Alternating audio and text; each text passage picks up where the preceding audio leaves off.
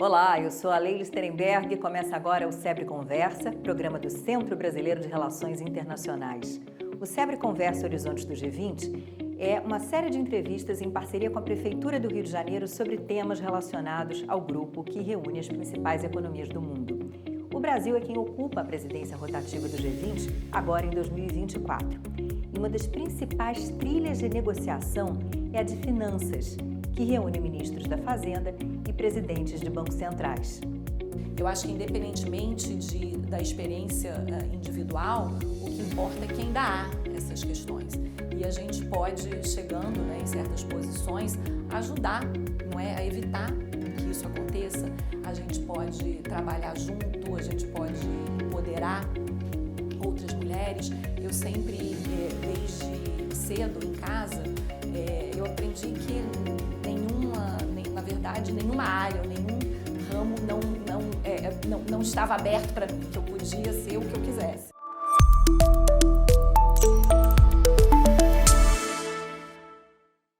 Eu tenho a honra de receber aqui na sede do SEBRE a embaixadora Tatiana Rosito. Ela é secretária de Assuntos Internacionais do Ministério da Fazenda e ela que coordena a trilha de finanças do G20. A Tatiana é economista, sênior fellow do SEBRE, foi consultora sênior do Novo Banco de Desenvolvimento e representante-chefe da Petrobras na China, além de ter atuado nas embaixadas do Brasil em Pequim e Singapura, entre várias outras coisas. Tatiana, muito obrigada por conversar comigo. Obrigada a você, Leila. Tatiana, os focos do Brasil no G20 são combate à fome e à desigualdade, a transição energética com a promoção do desenvolvimento sustentável, a reforma das instituições globais de governança. Como é que a trilha de finanças converge com esses focos? Olha, nós estamos buscando, na trilha de finanças, fazer com que todos esses temas estejam presentes nas discussões, tanto nas discussões ministeriais, são 4 reuniões ministeriais, a primeira começando agora no final de fevereiro, e também nos 8 grupos de trabalho e iniciativas que a gente tem. Vou dar um exemplo. Nós acabamos de ter as primeiras reuniões dos grupos de trabalho de economia global e também de arquitetura financeira internacional. No grupo de economia global, que em geral se devota à discussão de políticas macroeconômicas, crescimento, emprego, inflação, né? A gente tem buscado trazer a discussão sobre desigualdade para o centro da agenda global, fazer com que as preocupações distributivas estejam presentes, seja na tomada de decisões sobre políticas macroeconômicas, seja, por exemplo, pensando como que as transições, a transição energética, a transição climática, os desafios que estamos vivendo afetam a desigualdade, por exemplo, através de educação, emprego, produtividade, e estamos pensando também em desigualdade em todos os seus sentidos, né? Não somente desigualdade de renda, que é um foco importante, mas a desigualdade nas suas múltiplas dimensões. Me parece que a tua avaliação foi positiva da primeira reunião que houve já na trilha de finanças, depois do Brasil assumir a presidência rotativa do G20. E o Brasil tem como meta uma mudança ali nos bancos multilaterais de desenvolvimento, de modo que se amplie o volume de recursos destinados a desenvolvimento sustentável e para os países exatamente emergentes em desenvolvimento. Isso enfrenta algum tipo de resistência e qual é ela? Então, Leila, de fato, a agenda dos bancos multilaterais da reforma e do fortalecimento dos bancos multilaterais de desenvolvimento vinha crescendo bastante nos últimos 2 anos, nas últimas presidências, tanto pela análise da adequação do capital dos bancos, que foi tratada na presidência italiana, indonésia. Depois, com a presidência indiana, no ano passado, o tema ganhou ainda mais destaque no centro da agenda de reformas, e nós seguimos ainda buscando ir um passo além, um degrau além. E por que isso, né? Porque há um consenso cada vez maior de que, enquanto os desafios estão crescendo, aí eu me refiro ao consenso da academia, da sociedade civil, mas também de muitos governos, dos países em desenvolvimento, de algumas economias avançadas, que enquanto os desafios estão crescendo, enquanto a gente está, na verdade, perdendo terreno em relação aos objetivos de desenvolvimento sustentável, a gente ainda não está nos trilhos para combater as mudanças climáticas e evitar, né, que a temperatura passe além do 1,5 graus, os recursos dos bancos estão diminuindo. Então, o diagnóstico é que, se comparar em termos do PIB dos países receptores, em 1990, por exemplo, os bancos multilaterais de desenvolvimento contribuíam com um pouco mais de 0,5% do PIB desses países em conjunto. O último dado, de poucos anos, 2 ou 3 anos atrás, é 0,3%. Então, os recursos têm diminuído, quase caíram pela metade. E a ambição só tem crescido, né? Há estimativas que vão desde necessidade de aumento de recursos para países em desenvolvimento de 3 trilhões de dólares por ano até 2030, até muito mais, o dobro do que isso ou mais. E os bancos, como agentes de financiamento, né, a taxas longas e mais baixa para os países, como agentes também que trazem conhecimentos, não é, sobre projetos específicos, sobre políticas, eles são importantes não só pelo seu capital em si, pelo seu papel, mas também para trazer outros atores, por exemplo, trazer mais capital privado. E os 4 fundos verdes, o Fundo Verde para o Clima, Fundo Global para o Meio Ambiente, Fundo de Adaptação e Fundo de Investimentos Climáticos, me parece que há quase 11 bilhões de dólares, digamos assim, empossados nesses fundos que o Brasil quer destravar. Em primeiro lugar, que fundos são esses e por que esses recursos estão empossados? Então, esses fundos, eles foram criados, em geral, são resultantes da moldura maior, da moldura multilateral de negociações climáticas, né? Seja, por exemplo, um deles, o GEF, não é, criado ainda nos anos 90, a Rio 92, o GCF, né, criado mais junto com o Acordo de Paris, né, o Fundo de Adaptação, que responde a uma adaptação, é algo que a gente tem muito pouco investimento comparado com as necessidades dos países em desenvolvimento. Em geral, os investimentos se concentram muito em mitigação. E também tem os fundos de investimento climático, que mobilizam recursos através de projetos dos outros bancos, dos bancos multilaterais. O que a gente tem percebido, e aí não é só uma demanda dos países receptores, embora para nós seja fundamental, é uma demanda também, é um consenso dos países doadores, que nós precisamos acelerar, facilitar o acesso a esses fundos, né? E pensar muito nesses fundos, nos recursos que eles têm, que diante da necessidade não são tão volumosos assim, mas pensar neles também como alavancas para trazer outros recursos, né? Então, recursos concessionais, doações ou recursos a taxas de juros baixas que podem multiplicar, né, criando estruturas específicas. Por exemplo, o Brasil mesmo utiliza alguns desses recursos, por exemplo, em projetos de energia. A gente tem um projeto importante com o CIF de energia renovável.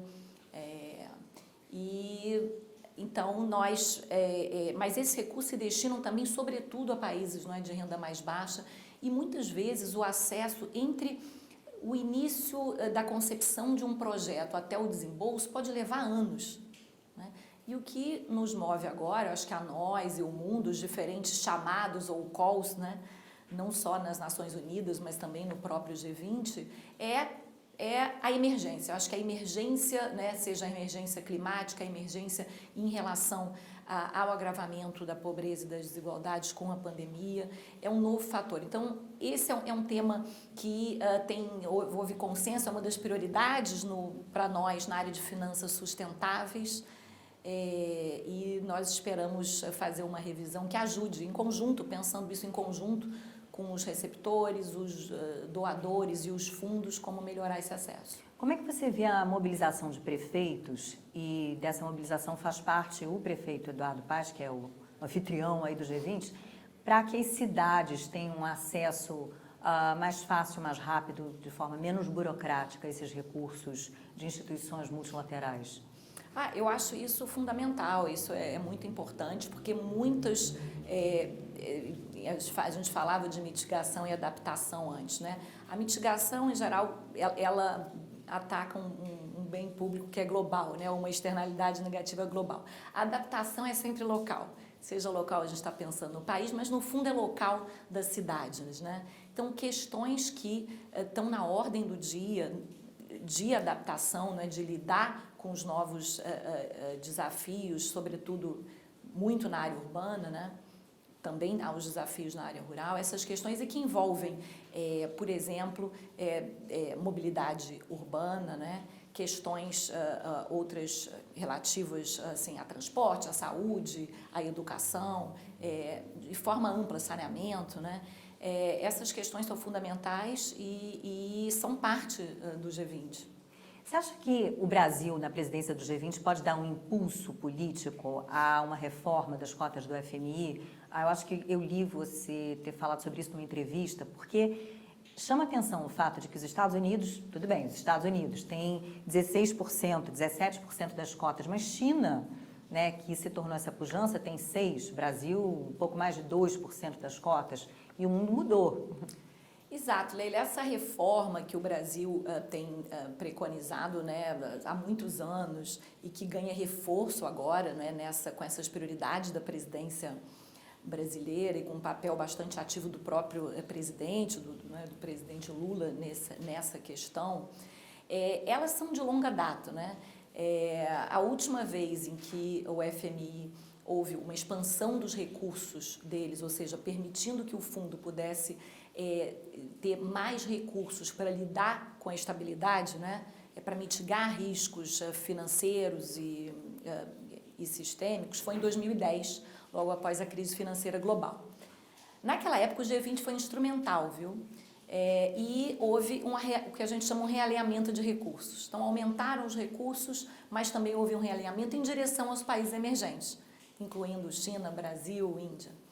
Agora, nós acabamos de aprovar, os governadores, né, o board, na verdade, do FMI, acabou de aprovar em 15 de dezembro uma nova alocação de recursos, então aumentando os recursos das cotas dos países para o fundo, para fazer face a novos desafios, né, que cresceram muito com a pandemia, com as emergências climáticas, com fragmentações, com conflitos. Então, essa nova alocação, houve um aumento, a aprovação foi no sentido de 50% de aumento, mas sem um realinhamento, né? Então, isso acabou de acontecer.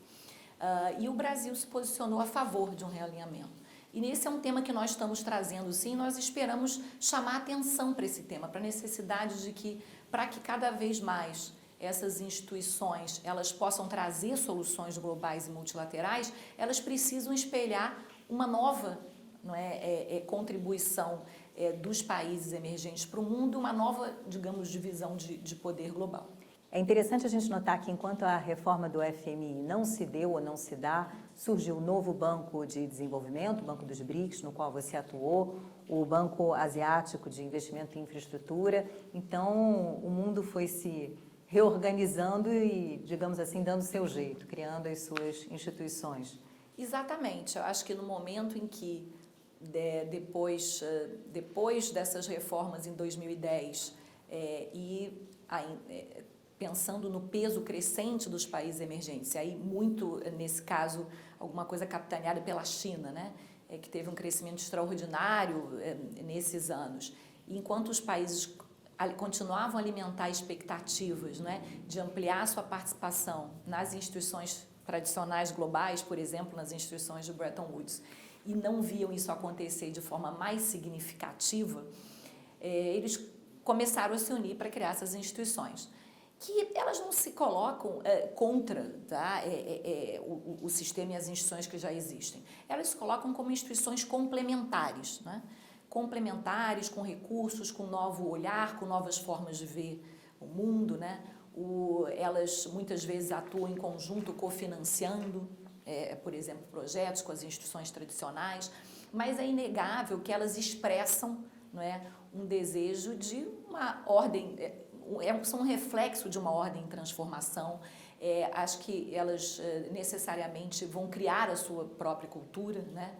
E é importante que, então, os países emergentes que desejam ter mais voz e representação também possam desenvolver isso, desenvolver concretamente o seu olhar e criar sinergias, né, também entre eles próprios, né?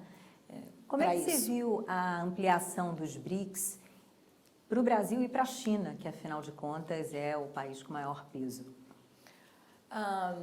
Olha, a ampliação, Leila, acabou de acontecer. Ela, mais uma vez, a gente tem aqui, olhando para esse fio condutor das transformações que vem ocorrendo, né, no mundo, ela expressa justamente as dificuldades, por um lado, talvez uma reação a dificuldades, a descrença em relação a algumas instituições centrais do multilateralismo, em fazer face a muitas questões globais da humanidade, seja fome, clima, conflitos, né? Mas também ela expressa um lado muito positivo, que é dos países dialogarem. Eu acho que é sempre os BRICS, né, hoje, que tem expressões concretas, como você mencionou, o Banco dos BRICS, o novo Banco, né, de Desenvolvimento, o arranjo também tem um arranjo de reservas, contingente, ou seja, e muita cooperação específica, né, um diálogo realmente bastante amplo e abrangente em diversas áreas, de ciência, tecnologia, cultura, turismo, ou seja, os ministros os responsáveis por essa área nos países passaram, né, a se encontrar. Então, eu acho que o diálogo é fundamental. Tem área, porque é importante que quanto mais diálogo, e aí para o Brasil ter um diálogo também, não é, com países que muitas vezes se encontram em regiões tão diferentes, né? Mesmo os novos países, muitos deles, por exemplo, são países asiáticos. Então, é importante a gente continuar dialogando e participando desses vários tabuleiros. As incertezas das quais tanto se fala hoje em relação à economia chinesa são algo preocupante nesse sentido? Olha, a queda, não é, nas taxas de crescimento chinesas, naquelas taxas com as quais o mundo ficou acostumado, de 10%, 11%, eu acho que isso já era esperado, né, há muito tempo, e era a própria China, né? Sempre colocou, há alguns anos, tinha como objetivo, né, de política doméstica rebalancear o seu crescimento, né? E agora isso é muito claro no objetivo de ter um crescimento mais qualitativo do que quantitativo, né? Isso naturalmente tem impactos, né, para o mundo, quando, embora em valores absolutos a China hoje ainda possa crescer mais do que no passado, né, em certos anos, se a gente pensar em termos de percentual do PIB, o tipo de alavanca que se acostumou, né, o papel da China como alavanca da globalização, como contribuindo, inclusive, para um declínio, né, global de preços em algumas áreas, ele está mudando, né? Então, eu acho que isso cria alguns riscos de curto prazo, cria adaptações, né? Claro, tem os próprios desafios internos chineses, no setor imobiliário, financeiro, desafios com os quais a China está lidando, e tem as oportunidades emergentes, né? A China investe pesadamente em energias limpas, né? Em comércio eletrônico, em inteligência artificial, aí de longe a maior produtora de veículos elétricos. Ela está trazendo as disrupturas para outras áreas, né? E é sempre interessante que isso mexe muito com o mundo. Da mesma forma que mexeram e continuam mexendo com as commodities, agora isso traz também muita competição, mas muitas oportunidades em áreas de energia limpa e investimentos verdes, economia verde. Bom, a relação Brasil-China acabou de completar 50 anos, está completando 50 anos. China, então, nosso maior parceiro comercial, batendo recordes, né, essa corrente de comércio entre os dois países. E aí eu te pergunto, essa convergência de PAC, novo PAC com nova Rota da Seda, isso é interessante para o Brasil? Olha, esse foi um tema justamente trazido, né, recentemente pelo ministro das Relações Exteriores da China, em visita ao Brasil. Tem alguns elementos que são, não é, assim, um pouco naturais e que já vêm acontecendo, né? De fato, esses são os 50 anos das relações, vários eventos vão acontecer e também é sempre um momento para, não é, rever o que aconteceu e para restabelecer, revitalizar certos objetivos. O ano passado, a parceria estratégica completou 30 anos, né, também. Nós revisitamos alguns dos planos. É interessante porque a China é um dos poucos países com os quais o Brasil mantém planos de longo prazo para a relação, planos decenais, planos executivos, né? E também é um país, vamos ter esse ano, nesses 50 anos, a COSBAN, não é, que é a comissão de alto nível, né, digamos, o mais alto nível de diálogo, presidida em nível de vice-presidentes.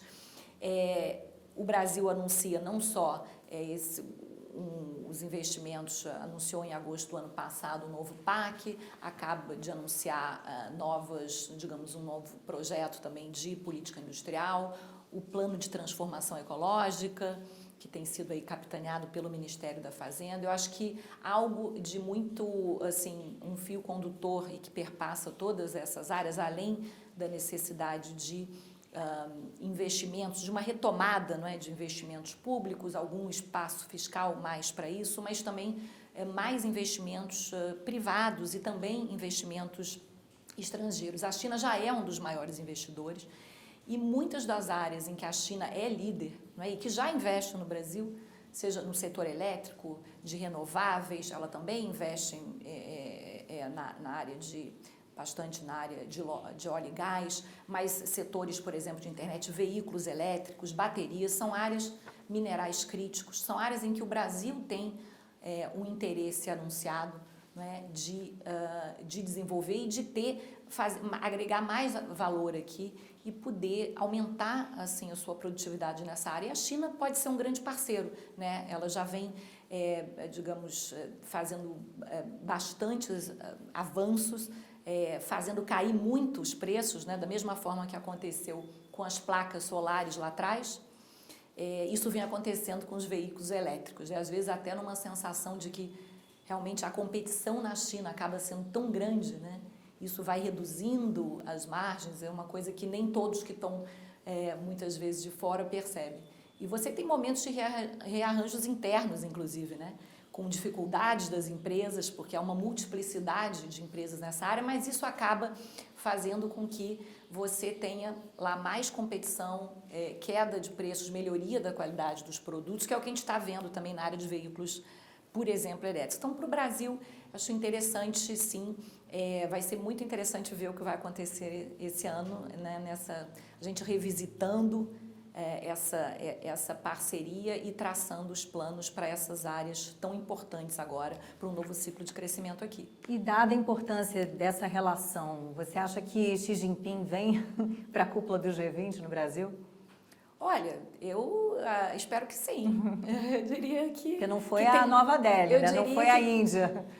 Mas o Brasil é um grande parceiro, amigo da China. Esse é o ano do G20. Vamos ver, a gente espera que possa contar com essa visita aí para coroar esses 50 anos. Para não deixar de tocar nesse assunto, o Brasil é visto como um país que tem uma posição singular, porque ele está nos BRICS, mas ele pode estar na OCDE também.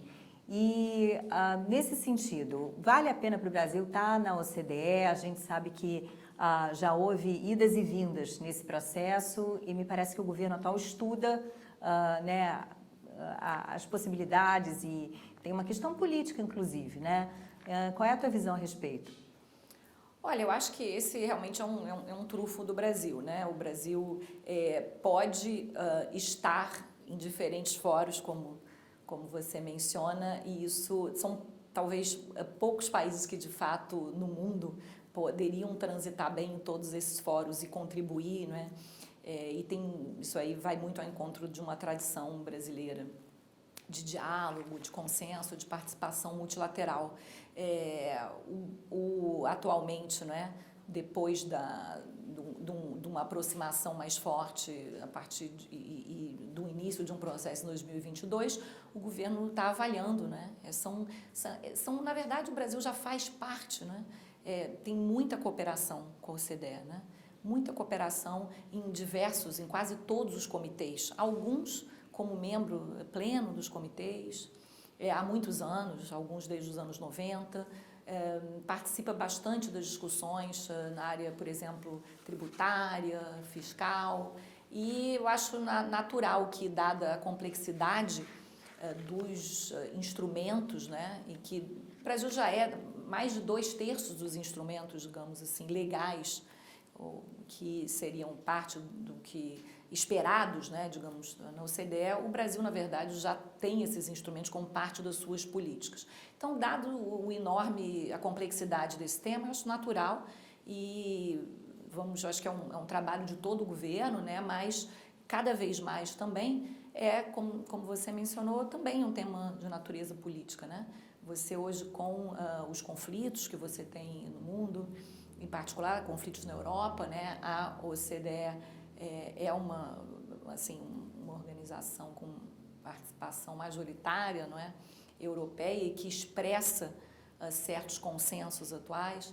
Então, acho que é uma questão que vai ser naturalmente trabalhada. A Argentina retomou, aliás, né, o processo de entrada na OCDE, a Argentina que também entrou para os BRICS no ano passado, e falava-se no meio do ano passado dessa convergência aí macroeconômica para uma moeda comum, não moeda única, mas uma moeda comum do Mercosul, melhorar o sistema de pagamento em moeda local, mas com Javier Milei na presidência, como estamos? Olha, nós tivemos agora na presidência do Mercosul, que foi a presidência brasileira do Mercosul, que foi desenvolvida no segundo semestre de 2023, nós fizemos um trabalho importante de olhar para a convergência macroeconômica e, sobretudo, para melhorias concretas no sistema de pagamentos em moeda local do Mercosul, o chamado SML, para que ele pudesse ser mais usado, não é, inclusive para as trocas comerciais. Esse sistema hoje, que é um sistema do Mercosul, na verdade ele é bilateral, né? Então, praticamente todos os países, e o acordo entre Brasil e Argentina foi o primeiro deles, para a gente, quase todos os países possuem acordos bilaterais entre os seus bancos centrais, que operacionalizam o sistema e que permitem, então, a troca em moedas locais. Nós acreditamos que isso é um caminho natural, que reduz o risco, né? Que em certos casos isso reduz risco, ajuda a atrair, por exemplo, pequenas empresas, né? Aquelas que justamente não têm acesso ao crédito e para as quais mecanismos de câmbio significam um custo maior. Tem uma série de razões para se incentivar. São questões bastante técnicas, mas nós chegamos num acordo entre os países do Mercosul em melhorias concretas. Então, esse plano foi anunciado, né, em dezembro. Nós, junto com o Banco Central, lideramos esse tema no Ministério da Fazenda e acho que ele pode e deve seguir adiante. Bom, mesmo com a mudança de governo, até porque o próprio Milei já disse que quer ter uma relação madura com o Brasil e me parece que a chanceler argentina é bastante pé no chão, digamos assim. A gente começou nossa conversa falando de desenvolvimento sustentável um bocado e fala-se no governo brasileiro, o presidente Lula já falou sobre isso, que o nosso país pode ser a Arábia Saudita da energia verde. E a gente está na presidência rotativa do G20 se preparando para sediar uma COP, a COP30, em 2025. E eu te pergunto se tem algum paradoxo em a gente querer ser a Arábia Saudita da energia verde e a gente exportar cada vez mais petróleo, né? Cada vez mais petróleo, óleo e gás estão presentes ali, ocupam um espaço importante na nossa pauta de exportações, e o fato da gente ter entrado para a OPEP+. Como é que você vê essa combinação? Olha, eu acho que essa é uma combinação que faz parte, né, um pouco assim, da atualidade daqueles países que têm recursos naturais abundantes. No nosso caso, seja em petróleo, seja todo o potencial para energias limpas e que, na verdade, são aí a maior parte da nossa matriz elétrica, né? Então, o Brasil já, como a gente costuma dizer, essa é uma vocação natural do Brasil. Na verdade, o Brasil, assim, indústrias virem para o Brasil e plugarem no grid, já deveria significar que você tem produtos, né, verdes, né? Talvez aqui mais do que em qualquer das muitas economias, de outras economias avançadas, essa relação seja realmente direta. Acho também que no o próprio setor de petróleo aí segue, não é, os seus desafios, ao mesmo tempo que buscando responder à transição, também fazer, não é, investimentos em energias renováveis, né? Eu acho que isso acontece em muitas das grandes petroleiras do mundo. A própria Petrobras aqui também anuncia, e há algumas, assim, complementaridades interessantes com algumas das, inclusive, tecnologias, né, que são desenvolvidas na área de energia, sobretudo offshore, né, por exemplo, pela Petrobras e outras, e algumas energias renováveis, por exemplo, né, eólico offshore. Então, eu acho que esse, na verdade, isso deveria ser, eu encaro muito como uma coisa natural e parte das potencialidades brasileiras, e a gente precisa lidar com as duas coisas. Eu acho que há uma clareza atualmente de que o caminho é o do desenvolvimento sustentável, de investimentos maciços em mais energias renováveis, como você disse. O Brasil, como um exportador, entrando nas cadeias globais de valor, muito através da sua matriz, não só elétrica, mas energética, cada vez mais limpa. E isso não é excludente, não é, em relação ao que eu acho que o mundo precisa realmente conversar sobre, e tem feito isso nas COPs, inclusive. O setor financeiro também tem feito isso, a gente vê ajustes grandes, né, de muitos fundos que não investem mais no setor de petróleo. Essa é uma conversa que é necessária e natural diante dos desafios climáticos, né?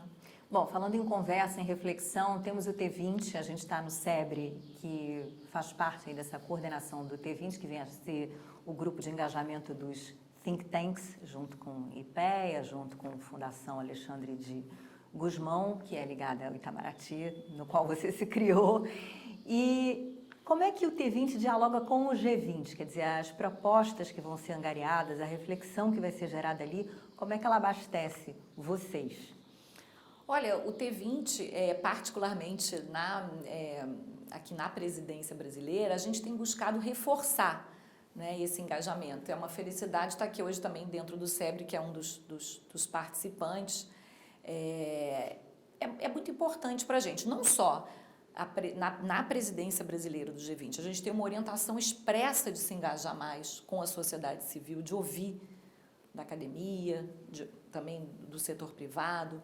Eu acho que o T20 pode trazer muitas contribuições. Hoje há, inclusive, uma expectativa de que você formalmente entregue parte, não é, das recomendações, das análises.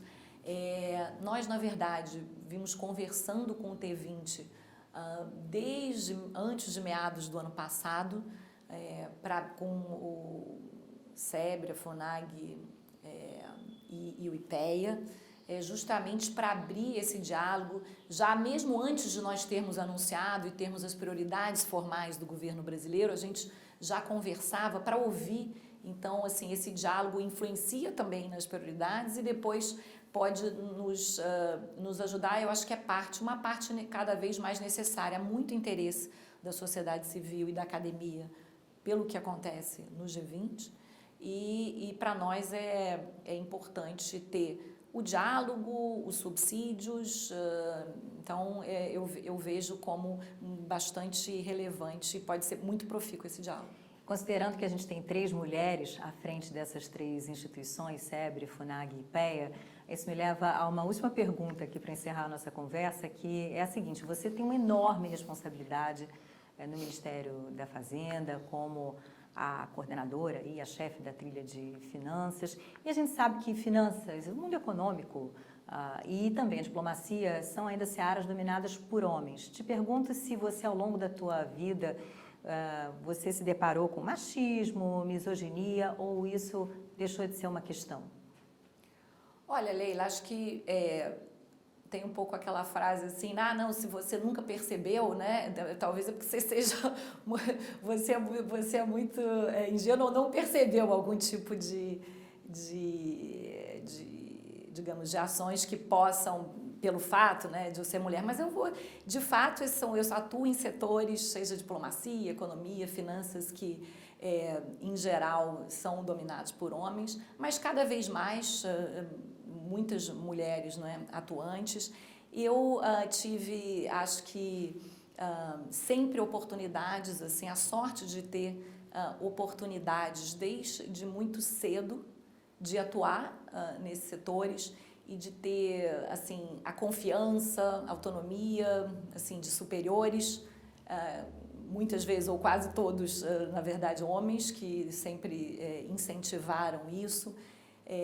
Eu encaro isso como mais uma tarefa, assim, menos individual do que, inclusive, de todas nós, né? Eu acho que, independentemente da experiência individual, o que importa é que ainda há essas questões. E a gente pode, chegando, né, em certas posições, ajudar, não é, a evitar que isso aconteça. A gente pode trabalhar junto, a gente pode empoderar outras mulheres. Eu sempre, desde cedo em casa, eu aprendi que na verdade, nenhuma área, nenhum ramo não estava aberto para mim, que eu podia ser o que eu quisesse. Então, isso sempre contou muito e eu acho que isso é importante que todas as mulheres pensem assim. Para encerrar, vou contar aqui um segredinho que eu entrevistei a Tatiana Rosito quando ela entrou para o curso do Rio Branco, no Instituto Rio Branco, muito tempo atrás. Tatiana, muito obrigada por essa conversa, por essa entrevista. Obrigada, Leila, é um prazer. Obrigada a vocês e até a próxima conversa.